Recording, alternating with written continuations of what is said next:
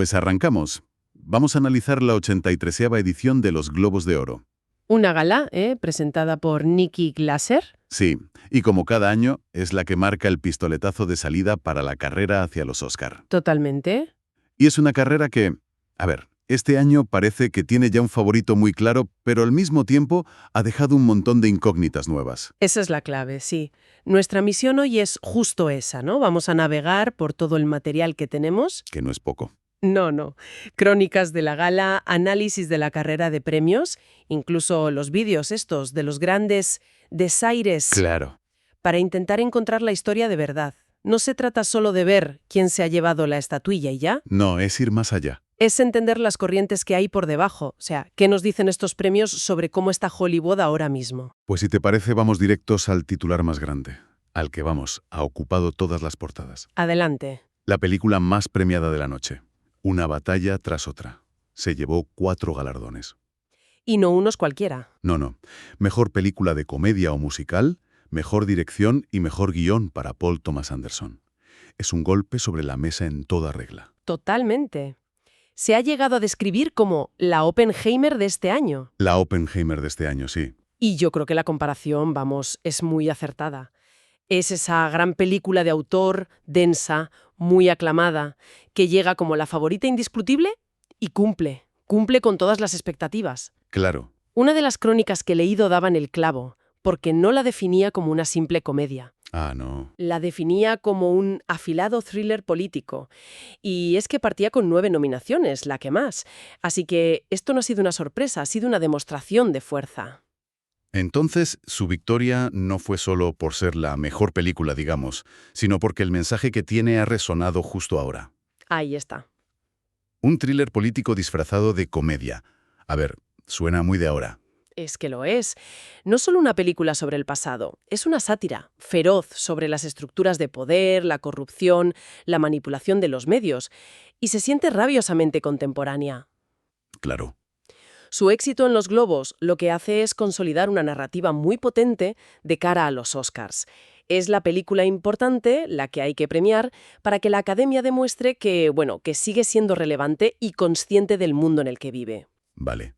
Si la victoria de una batalla tras otra era, como dices, la crónica de un éxito anunciado, Previsible, sí.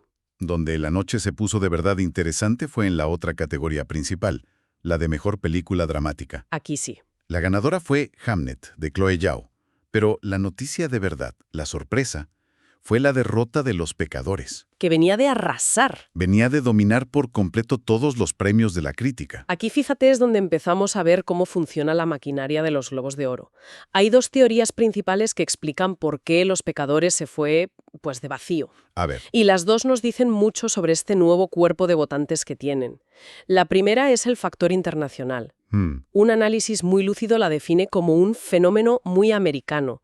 Una historia que está muy arraigada en la cultura y la sociedad de Estados Unidos. Claro, tiene sentido. Entonces, los votantes de los Globos, que ahora son más de 300 periodistas de todo el mundo, pues parece que no conectaron igual. Les resultó una historia más lejana, más local, ¿sabes? Entiendo la teoría del factor internacional, la verdad. Pero luego está la segunda, que es casi como una especie de maldición. Sí. De la nueva categoría de taquilla. Pero, ¿no es un poco pronto para llamarlo un patrón, si solo lleva un par de años? Es una objeción muy válida, y de hecho varias crónicas lo señalan. Pero en Hollywood, las narrativas se crean a la velocidad de la luz. Ya. Y lo que importa no es tanto la estadística pura, sino la percepción dentro de la industria. Los Pecadores ganó en la nueva categoría, la de logro cinematográfico y de taquilla. ¿Sí? El año pasado, Barbie ganó este mismo premio. Y perdió en su categoría principal. Y le pasó también a Wicked. Ostras, es verdad. Así que la percepción ahora mismo es que este premio es como un reconocimiento a tu impacto cultural, a tu éxito masivo, pero no te vamos a dar el premio artístico. Es más psicología que ciencia, pero en la carrera al Oscar la psicología lo es todo. O sea que este nuevo cuerpo de votantes internacionales, por un lado, les cierra la puerta a una película muy americana como Los Pecadores. Exacto. Y por esa misma razón se la abre de par en par a otra. Claro. Y esa es la otra gran historia de la noche. El protagonista inesperado. El cine brasileño. Sin duda. El éxito arrollador de El agente secreto no se entiende sin esa sensibilidad más global de los votantes. Es que lo del agente secreto es tremendo. Consiguió un doblete histórico. Uf, increíble. Por un lado, mejor película de habla no inglesa, que superó a la española Sirat. Sí. Y por otra, y esta es una de las mayores sorpresas que yo recuerdo en años, mejor actor dramático para Wagner Moura. Se impuso a nombres enormes. Se impuso a gente como Oscar Isaac o Michael B. Jordan. Una sorpresa mayúscula, sí. Y lo más importante es que no es un hecho aislado. Hay que conectar los puntos. A ver, Es el segundo año consecutivo que un intérprete de Brasil gana un Globo de Oro. El año pasado fue Fernanda Torres por Aún estoy aquí. es verdad. Y las fuentes que hemos consultado recalcan que esa victoria fue el catalizador para que la película ganara muchísima visibilidad, para que los académicos del Oscar la vieran y al final consiguieran más nominaciones de las que se esperaban. O sea que este premio a Moura es... Es el trampolín perfecto, el que el agente secreto necesitaba para entrar en la conversación principal de los Oscar. Y la película además toca un tema que tiene una resonancia universal, ¿no? Absolutamente.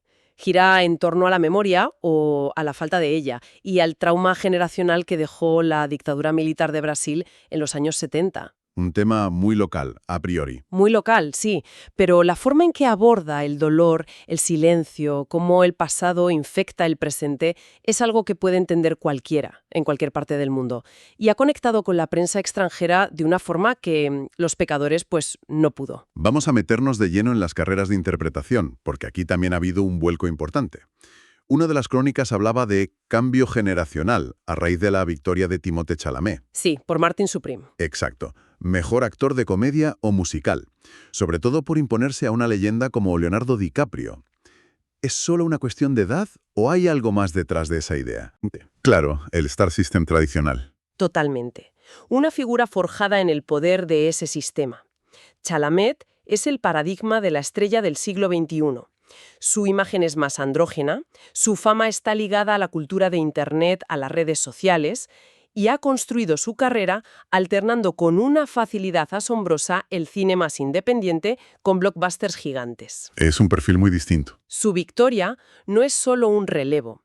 Es la confirmación de un cambio de modelo de lo que significa ser un protagonista en el Hollywood de hoy. Y donde también hubo movimientos sísmicos fue en las categorías de reparto. Ahí es donde la noche reconfiguró el tablero por completo. A ver. En actor de reparto, la victoria de Stellan Skarsgård por valor sentimental es un impulso crucial. Su campaña parecía haber perdido algo de fuelle, ¿sabes?, en las últimas semanas. Estaba un poco parado, sí. Y este Globo de Oro lo devuelve de golpe al centro de la conversación.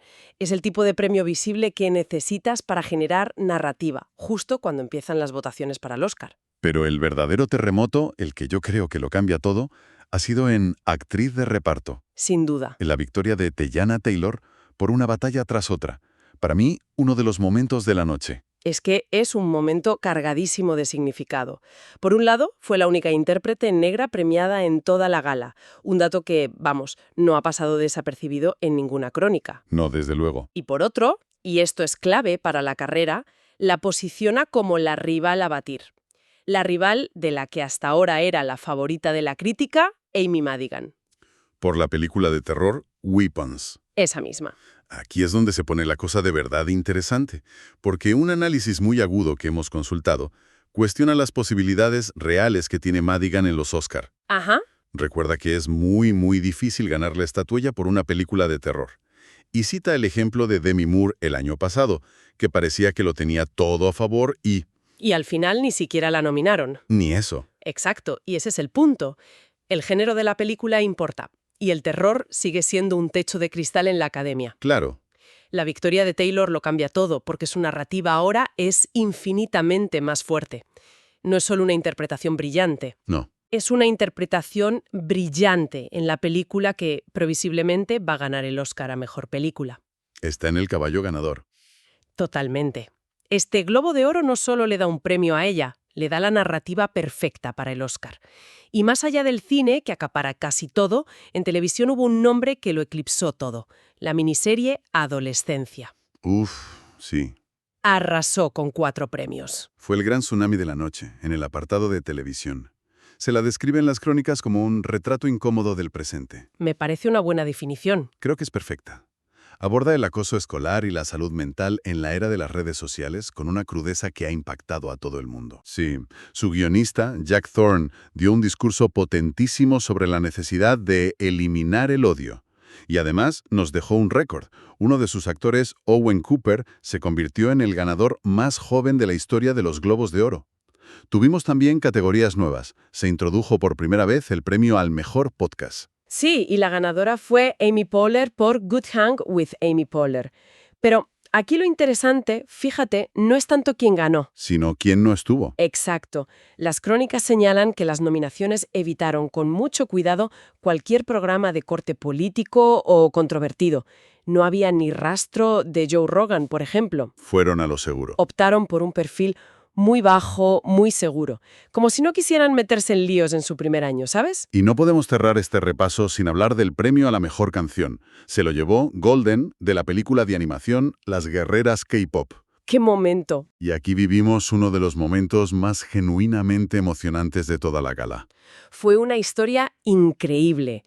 Una de sus compositoras, Eige, contó en su discurso, con la voz entrecortada, cómo durante 10 años intentó abrirse paso como ídolo de K-pop. 10 años. Y cómo fue rechazada una y otra vez en audiciones, porque los productores le decían que su voz no era lo suficientemente buena.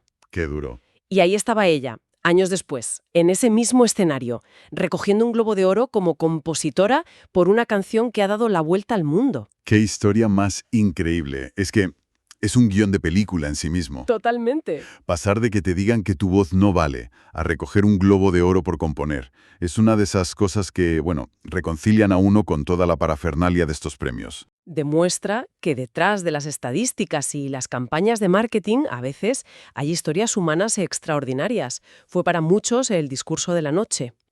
Entonces, si tuviéramos que resumir la noche en 3 grandes titulares, ¿cuáles serían?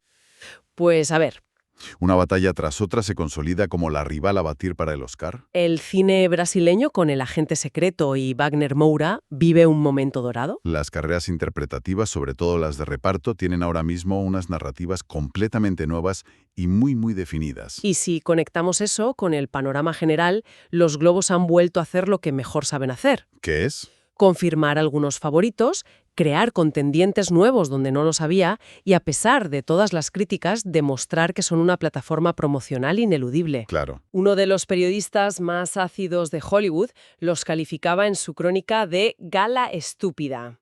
¿Se ríe? Vaya.